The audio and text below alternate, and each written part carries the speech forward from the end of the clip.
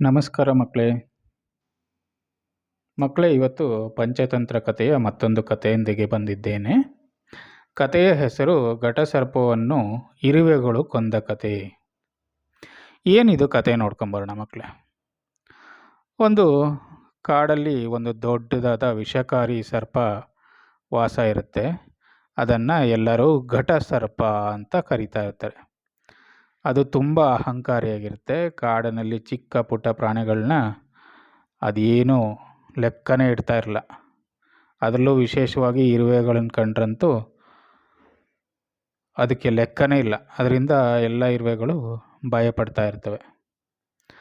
ಒಂದು ದಿನ ಏನಾಗುತ್ತೆ ಅಂದರೆ ಮಕ್ಕಳೇ, ಘಟಸರ್ಪವು ಆಹಾರಕ್ಕಾಗಿ ಸುತ್ತಾಡ್ತಿದ್ದಾಗ ಅದು ದಾರಿ ತಪ್ಪಿ ಇರುವೆಗಳ ಗೂಡಿನ ಮೇಲೆ ಹರಿದೊಟ್ಟೋಗುತ್ತೆ.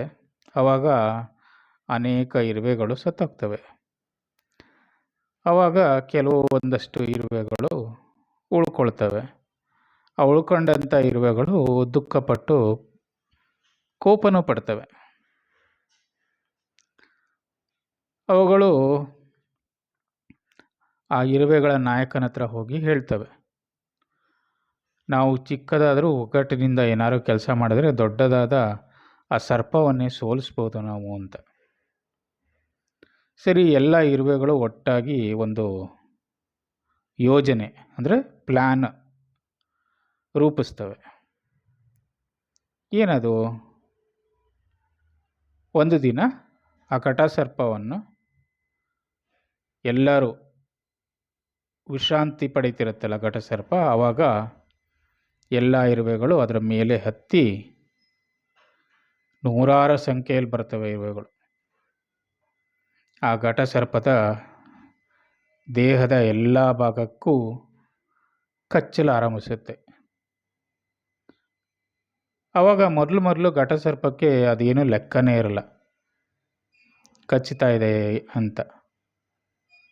ಆದರೆ ಯಾವಾಗ ಅದು ನಿಧಾನವಾಗಿ ದೇಹದಲ್ಲಿ ನೋವು ಶುರು ಆಯಿತೋ ಹಾಗೂ ಅಲ್ಲಿರುವಂಥ ಇರುವೆಗಳು ನಿರಂತರವಾಗಿ ಕಚ್ಚಕ್ಕೆ ಶುರು ಮಾಡಿದ್ವು, ಆವಾಗ ಘಟಸರ್ಪಕ್ಕೆ ನೋವಿನ ಅರಿವಾಗುತ್ತೆ. ಆವಾಗ ಇನ್ನೇನು ಬಿಡಿಸ್ಕೋಬೇಕು ಅನ್ನುವಾಗ ಅಷ್ಟರೊಳಗಡೆ ಅದರ ಪ್ರಾಣ ಪಕ್ಷಿ ಹಾರೋಗಿರುತ್ತೆ ಮಕ್ಕಳೇ.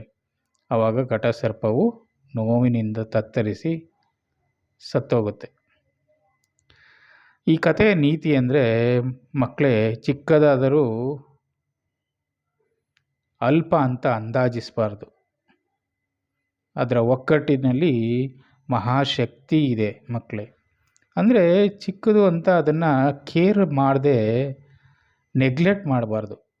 ಯಾವುದೇ ಚಿಕ್ಕದಾದರೂ ಅದು ಒಗ್ಗಟ್ಟಾದರೆ ದೊಡ್ಡ ಶಕ್ತಿ ಆಗುತ್ತೆ ಮಕ್ಕಳೇ.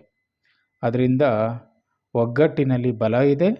ಚಿಕ್ಕದಾದರೂ ಚೊಕ್ಕವಾದ ರೀತಿಯಲ್ಲಿ ಕೆಲಸವನ್ನು ಮಾಡ್ಬೋದು ಮಕ್ಕಳೇ. ಅದನ್ನು ನೀವು ಯಾವಾಗಲೂ ತಿಳ್ಕೊ